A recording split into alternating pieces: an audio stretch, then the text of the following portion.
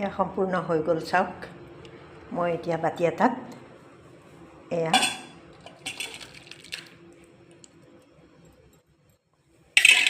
বাকি লৈছোঁ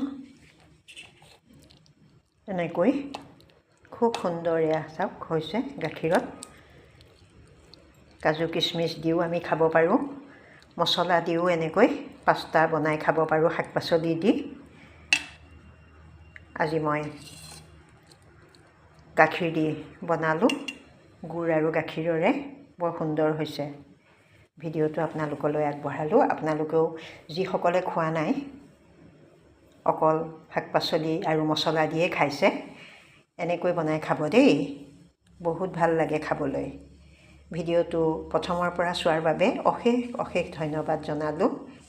মোৰ পেজত যদি চাই আছে মোক পেজটো ফলো কৰি যিসকল নতুন